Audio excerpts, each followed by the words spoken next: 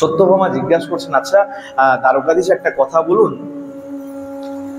গত জীবনে আমি কি এমন করেছিলাম, কি এমন দান, কি এমন পুণ্য, কি এমন ব্রত করেছিলাম, যার জন্য এ জীবনে যে কল্পবৃক্ষের কথা এই জগৎবাসী কেউ জানে না, স্বর্গে যে কল্পবৃক্ষ ছিল সেই কল্পবৃক্ষ আমি আমার আঙিনায় পেলাম, আর উপরন্তু আপনাকে আমি প্রতিরূপে লাভ করতে পেরেছি, কি এমন পুণ্য করেছিলাম? সত্যভামাকে বললেন, আচ্ছা বেশ, তাহলে তোমাকে আমি তোমার সেই পূর্ব জন্মের কথা শোনাই, একটু মন দিয়ে শ্রবণ করো। কোথায় না, এখানে বলবো না, কোথায় বলবো? বলে চলো, ওই যে কল্পবৃক্ষ তোমার আঙিনায় রোপণ করেছি, সেই কল্পবৃক্ষের তলায় বসেই সেই কথা শ্রবণ করো। বলে বেশ, চলুন প্রভু। সমস্ত সহচরীদেরকে, সমস্ত পার্শ্বদেরকে নিষেধ করে দিয়েছে, বলে তোমরা কেউ যাবে না, কেবলমাত্র আমি আর সত্যভামাই যাবে। ভালো কথা। সত্যভামাকে নিয়ে ওই কল্পবৃক্ষের নিচে বসে সেই সত্যভামার পূর্ব জীবনের কথা বলতে আরম্ভ। বলে শোনো, কোনো এক সময় কৃতযুগে, সত্য যুগে অত্রি গোত্রের এক দ্বিজ ছিলেন।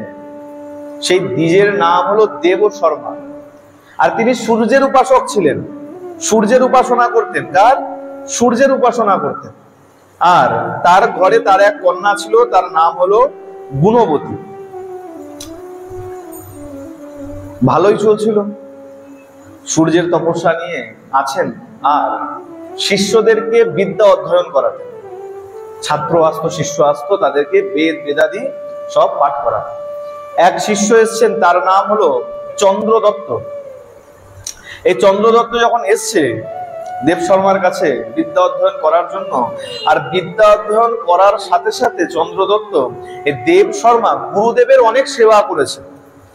এত সেবা করেছে, গুরুদেব অত্যন্ত প্রীত হয়ে গেছে।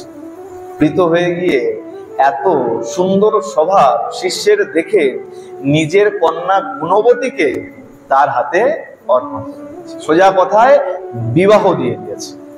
এতক্ষণ ছিল শিষ্য, এখন হয়ে গেল জামাই। সুখের সংসার চলছে।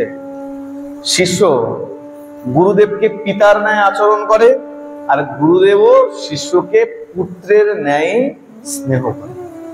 এক দিবসের কথা, এই যজ্ঞের সমিধা, মানে যজ্ঞে যে কাষ্ঠ দেওয়া হয়, যজ্ঞে যে শস্য অর্পণ করা হয়, সেগুলো প্রায় শেষ হয়েছে। ঠিক করেছে, বলে চলো তাহলে আমরা হিমালয়ের পাদদেশে যাই, সেখান থেকে এই সমস্ত কাষ্ঠ শস্য সব জোগাড় করে আন। ভালো কথা। যখন জোগাড় করতে গেছে শিষ্য আর গুরুদেব মিলে, শ্বশুর আর জামাই মিলে, এখন তো সম্পর্ক হয়ে গেছে শ্বশুর জামাইয়ের সম্পর্ক, কাষ্ঠ আরোহণ করতে করতে হঠাৎ এক রাক্ষসের সামনাসামনি হয়ে গেছে। আর রাক্ষসের সামনাসামনি হয়ে যখন গেছে, তৎক্ষণাৎ রাক্ষস একদম মুহূর্তের মধ্যেই সেই দেবশর্মার চন্দ্রদত্তকে সেখানেই বধ করে দিয়েছে। যখন বধ করেছে, তারা অত্যন্ত ভগবানের উপাসক ছিলেন, ভগবানের নাম সবসময় মনের মধ্যে স্মরণে থাকতেন, সবসময় স্মরণ করতেন, সূর্যের উপাসনা করতেন, সূর্যদেবের নাম সবসময় মনের মধ্যে জপ করতেন। যখন রাক্ষসের হাতে বধ হয়েছে, তখনও গিয়ে মনের মধ্যে সূর্যদেবের নাম কিন্তু রটতেই আছে। যেই মুহূর্তে বধ করেছে, বধ করার সাথে সাথে বৈকুণ্ঠ থেকে তাদের জন্য বিমান চলে এসেছে। কে কাকে শোনাচ্ছে কথা? ভগবান শ্রীকৃষ্ণ সত্যভামাকে শোনাচ্ছে। বলে শোনো, যখন বধ করেছে তখন তাদের মনের মধ্যে সূর্যদেবের নাম স্মরণ হচ্ছে। কিন্তু শোনো, একটা মজার কথা কি জানো তো? বর্ষার জল যখন পতিত হয়, বর্ষার জলও কিন্তু একটা সময় গিয়ে সমুদ্রে পতিত হয়। বর্ষার জল বৃষ্টি হলো, নদীতে পড়লো, আর নদী থেকে গিয়ে সে সমুদ্রে মিশে গেল। ঠিক তদ্রূপ কেউ শাক্ত মন্ত্র ভজনা করুক, কেউ সূর্যদেবের উপাসনা করুক, কেউ গণেশের উপাসনা করুক, বা কেউ শিবের উপাসনা করুক, অন্তে গিয়ে তার গতি হয় আমার প্রাণ। আমি বলিনি, এই কথাটি সাক্ষাৎ ভগবান শ্রীকৃষ্ণ সত্যভামাকে বলছে। আর এর প্রমাণ কোথায় পাবেন? পদ্মপুরাণ খুলবেন। পদ্মপুরাণে এই যখন ভগবান আর সত্যভামার কথোপকথনের প্রসঙ্গ আসবে, কার্তিক মাসের মাহাত্ম্যের কথা আসবে, সেইখানে পরিষ্কার ভগবান সত্যভামাকে বললেন, শৈবাং সৌরাস্য গণেশা বৈষ্ণবা শক্তি পূজকা মা বেব পাপ্নুবন্তিহ বর্ষাম্ভ সাগরং যথা। বর্ষার জল যেমন সাগরে গিয়ে মিশে যায়, তেমন শৈবা শিবের উপাসনা করলে, সৌরাস্য সূর্যের উপাসনা করুক, গণেশা গণেশের ভজনা করুক, বৈষ্ণবা যে বিষ্ণুর ভজনা করবে, অথবা শক্তি পূজকা বা কেউ যদি শক্তির উপাসনা করে, ওই বর্ষার জলের মতন অন্তিমে তারা সবাই আমার পাদ পদ্ম লাভ করিয়া থাকে। বলিয়ে ভক্ত বৎসল ভগবান কি প্রেম সে বলো। সুতরাং কথাটা আমার নয়, ভগবানের কথা। এই বিষয় নিয়ে মনের মধ্যে কখনো দ্বিধা রাখা উচিত। তাহলে ঠিক তেমন, যেহেতু মারা যাওয়ার সময় মনের মধ্যে সূর্যের কথা স্মরণ করছিল, সূর্য ভগবানের কথা, অন্তিমে সে আমারই ধাম প্রাপ্ত হয়েছে। আর এই সংবাদ, স্বামী আর পিতার মৃত্যুর সংবাদ যখন গুণবতী জানতে পেরেছে, অত্যন্ত শোক বিহ্বল হয়ে পড়েছে। আর একটা সময় ঘরে যা ছিল সমস্ত কিছু বিক্রি করে দিয়ে স্বামী আর পিতার নিমিত্তে শ্রাদ্ধ শান্তি সম্পন্ন হচ্ছে।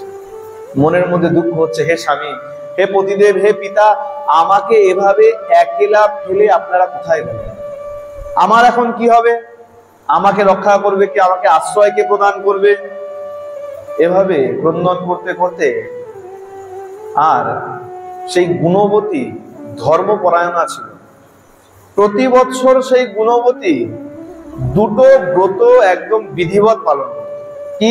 এক হলো একাদশী ব্রত, আর দ্বিতীয় এই কার্তিক ব্রত, দামোদর ব্রত, সে বিধিবৎ প্রতি বছর পালন। এক এক বছর পালন করতে করতে, ব্রত পালন করতে করতে, আর যেহেতু তার আর দেখভাল করার কেউ ছিল না, আস্তে আস্তে সে কৃষাঙ্গী হয়ে পড়েছে, রোগগ্রস্ত হয়ে পড়েছে, জরাতুরা হয়ে পড়েছে। এক সময়, এক বছর, এই কার্তিক মাস চলাকালীন সকালবেলা ব্রহ্ম মুহূর্তে যখন গঙ্গা স্নান করতে গেছে, যেহেতু রোগগ্রস্ত, গঙ্গার জলে যখনই অবগাহন করতে নেমেছে, গঙ্গার জল এতই শীতল ছিল, এই শীতার্থতার কারণে সেই গুণবতী সেই গঙ্গা স্নান করতে গিয়েই সেখানেই দেহত্যাগ করছে। দেখতে না দেখতে চতুর্ভুজ শঙ্খ চক্র গদা পদ্মধারী ভগবান বিষ্ণুর দূত বৈকুণ্ঠ থেকে বিমান নিয়ে এসে উপস্থিত হয়েছে এবং ওই গুণবতীকে, গুণবতীর আত্মাকে বিমানে চড়িয়ে আমার ধামে এনে প্রাপ্ত করেছে। এখন তারা সবাই আমার ধামে অবস্থান করছে।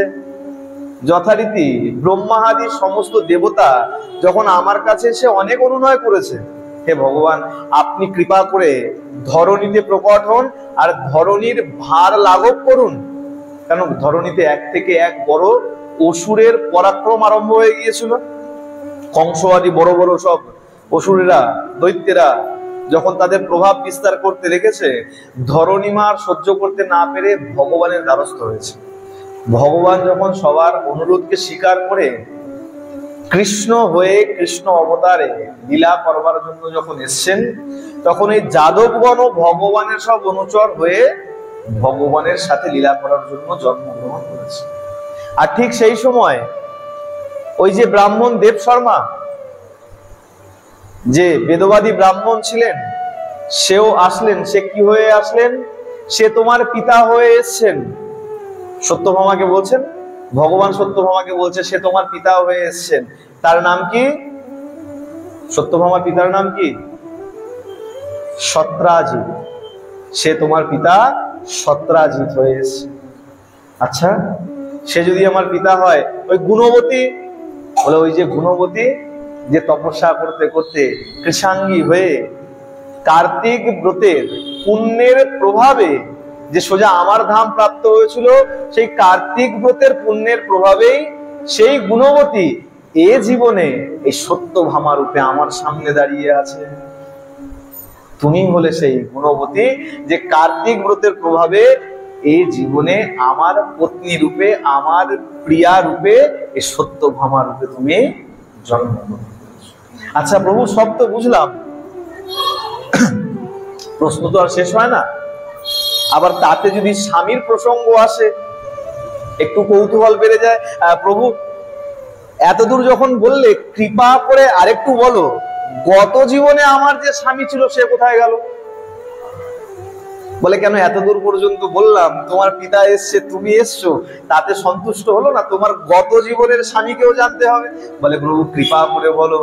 বলে, আচ্ছা বেশ, তাহলে শোনো, গত জীবনে যে তোমার স্বামী ছিল চন্দ্রদত্ত, এ জীবনেও তোমারই আগে পিছে ঘোরাঘুরি করছে, স্বামী হয়ে না। স্বামী তো আমি তোমার, কিন্তু সে তোমারই আগে পিছে ঘোরাঘুরি করছে। বলে, কে সে? কে সে? কে ছিল? বলে, ভালো করে দেখো, ওই যে দেখতে পাচ্ছ অক্রুরকে দেখছো, ওই অক্রুরই হলো গত জীবনের তোমার সেই স্বামী, যার নাম ছিল চন্দ্রদত্ত। এ জীবনে সেই অক্রুর হয়ে জন্মগ্রহণ করেছে। আর শোনো, এই যে কল্পবৃক্ষ দেখছো না, এই কল্পবৃক্ষ এমনি এমনি আসেনি তোমার দ্বারে। তাহলে এই গত জীবনে যখন তুমি ব্রত করেছিলে, ব্রত করবার সময় আমার মন্দিরের সামনে তুমি বৃন্দা মহারানীকে রোপণ করেছিলে। আর আমার মন্দিরের সামনে যেহেতু তুমি বৃন্দা মহারানীকে রোপণ করেছিলে, সেই পুণ্যের প্রভাবে এ জীবনে তোমার দরজার সামনে তুমি কল্প বৃক্ষকে লাভ করেছো। বলিয়ে ভক্তবৎসল ভগবান কি, প্রেম সে বলো, আর একটু জোরে তো বলো।